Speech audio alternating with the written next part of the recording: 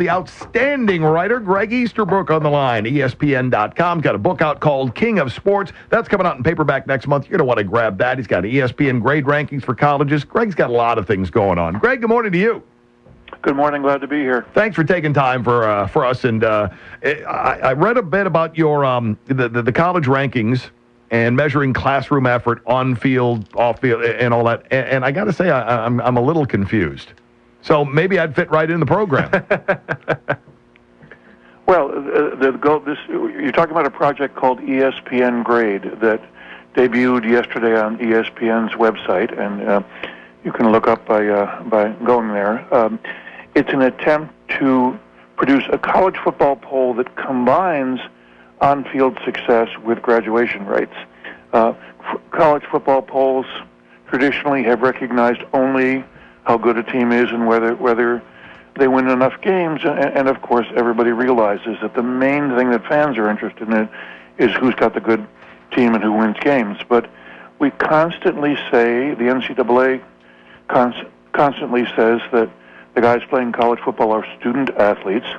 So I said, well, let's take them at their word. Let's suppose that they really are student athletes. So instead of just evaluating their athletic performance, which is what all polls do today, let's also evaluate their student performance, see who graduates. So we ranked teams by combining the Associated Press poll of media writers, the USA Today poll of college coaches, and a ranking of graduation rates for the top teams, and reordered that way, combining the two. And this is something you've talked often about in the Tuesday morning quarterback column, the incentive. The incentive right now is for teams to win at virtually all cost at the college level. And yet, especially with the Northwestern decision and the NLRB, you have colleges and the NCAA again stressing these are student athletes. They're getting an education while they play. And trying to fold in and provide some incentive for colleges to do a better job of educating and graduating athletes seems to be a pretty wise way to go. This is the first step in that direction. I sure hope so. Human beings respond to incentives, and suppose you're a college football coach or a college athletic director. All of your incentives are for victory. Publicity, money, happiness on the part of your boosters and alums, it all comes from victory. You don't have any incentives to graduate your players. You're not penalized in any way if your players fail to graduate. And yet if the players truly are student athletes, the college diploma is the thing of value that they get in return for their performance, and is worth more. A bachelor's degree on average adds $1 million to lifetime earnings. It's worth more than college football players could be paid under any direct pay-for-play scheme. So my thinking about ESPN Grade is, let's give coaches and athletic directors an incentive to graduate their players. Let's recognize the teams that do well at graduation by raising their poll rankings, and penalize the teams that do poorly by dropping them. And the obvious example of the latter is, in all the preseason polls, Florida State's number one, Oklahoma's number two. Florida State graduates 58% of its football players. Oklahoma barely gets to half by graduating 51%. Its alums and boosters at those schools should feel embarrassed by those numbers. And in ESPN Grade, Florida State drops from 1 to 6. Oklahoma drops from 3 to 10. Gregg Easterbrook with us from ESPN.com, Tuesday morning quarterback, and his great book, King of Sports, out in paperback next month. You've talked to the incentive, especially for coaches to win, is extreme because they get the money, huge amounts of money, if they win, if they can perhaps find a better job elsewhere. And if they cheat, if something goes wrong, those penalties stay with the program, not necessarily, in all cases at least, the coach. Is it time to reconsider how perhaps the NCAA lays down penalties like that? Oh, yes. Every once in a long time, the NCAA gives a show cause order that essentially follows the coach from one job to another. But 9 times out of 10, a coach knows that if he breaks the rules, he can just skedaddle to another program. The penalties don't follow him, or the penalties follow his school, but they don't follow him. Or alternatively, a college coach can go to the pros to escape being penalized, as Pete Carroll, the most recent Super Bowl winner, fled USC to avoid the responsibility for his own bending of the rules. But the more money is involved in anything, the greater the incentive to cheat. And in the last 15 years, the amount of money in college football has skyrocketed. It rivals the NFL now for total amount of revenue. So the incentive to cheat has skyrocketed, and we gauge success solely by victories on the field. We don't gauge success based on graduation.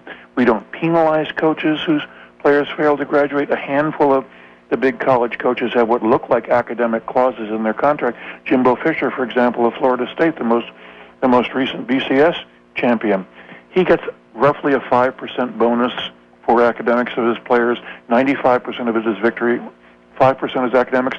But what's the 5% bonus if his players maintain a C-minus average? That's considered academics at Florida State football. Gregg Easterbrook with us from ESPN.com. Tuesday morning quarterback and the new book, again, King of Sports, out in paperback. Next month, hardcover already available. On the academic front, it's not impossible to have high academic standards and still win and still make fans happy. I guess the best example is at Duke, where basketball has been strong for years and years, and even last year the football program, and David Cutcliffe, the head coach down there, did a great job with Duke. You can have high standards and still be competitive. You certainly can, and certainly we see this at Duke, Stanford, Northwestern, Notre Dame, all schools that play great sports and consistently have high academic standards.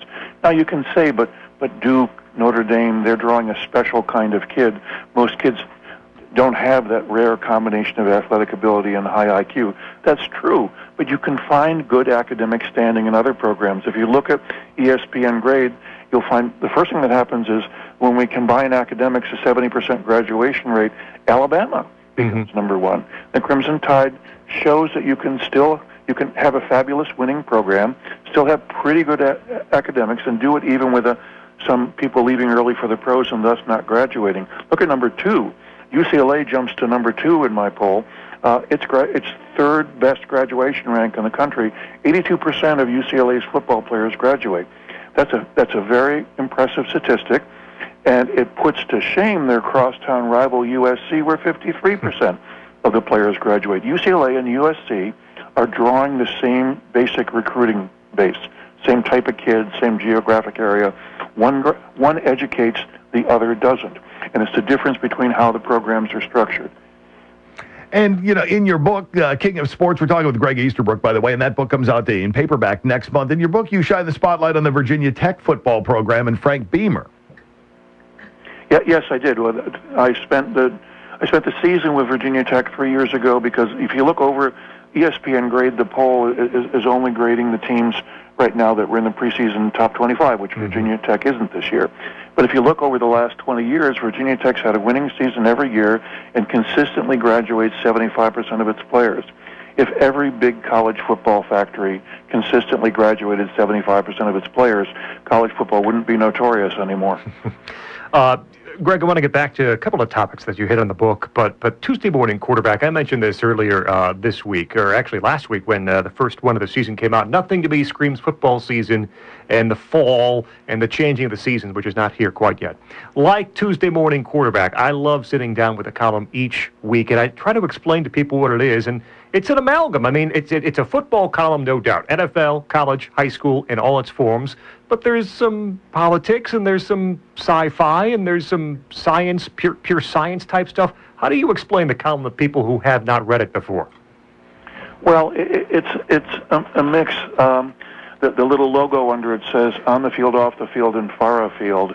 This will be the 15th year for Tuesday morning quarterback, which I don't believe. My wife certainly believes it.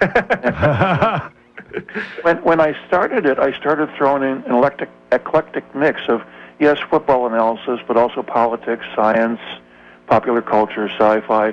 And my thinking was that there are lots of smart people who are just as obsessed with sports as anybody else. So I would provide a basic thinking person's kind of package. So you can read an obsessive football column. I'm totally obsessed with football, but also feel like you're having something like an intellectual experience. And it's proved to be very popular. 15 years ago, it seemed unusual and striking. Now, because of trends on the internet, sort of events are converging in my direction. Weblog sort of products where people just talk about whatever's on their mind, regardless of what the relationship between the topics is. That's that's become fairly common, including on sports websites. But at the time that I started doing it, it was unusual, and that made people notice. And 15 years later, my wife is still grumbling. Now, do you still, I think you do still try to have something in the column each and every week about every NFL game that took place, or has that been slimmed back a bit? I can't remember. You know, I did that until 2 years ago. Two years ago, I ended that promise. One of my general complaints about sports writing is that sports writers write a lot about star players. They write about the coaches and the owners. They don't write that much about what actually happens in the game. Mm-hmm. And football being the sport with the most use of tactics, I'm fascinated by football tactics. So for 13 years, every one of my columns had at least one item about the tactics used in every single game. There's 267 NFL games a year. It was just wearying. I spent so much time watching tape that I had to give it up. Starting to understand the wife grumbling thing a little bit better, Greg. Yeah, exactly. Gregg Easterbrook with us, ESPN.com, Tuesday morning quarterback, highly recommended, and also King of Sports, out in hardcover now, paperback edition next month. Something the book tackles a whole lot, and something you've spent a long time on, going back years in the column, is player safety and concussions, and how the NFL and college and, yes, even high school deals with this issue. From your perspective, because, again, you were on the leading edge of this a few years back, how far have we come in addressing it? How far have we come in the safety aspect? I doubt you'd say we've come far enough, but from where we were a few years ago, are you satisfied we're moving in the right direction? Well, to that question, I would say yes. There's a lot of improvement. Remember, it's just 5 years ago, maybe 6 years ago, that concussions were a taboo subject. They were very poorly understood. Most coaches either had no training in concussion symptoms or treatment, or just said, be a man, get back in the game no matter how much your head hurts. It's now generally understood across football culture how wrong that line of thought was.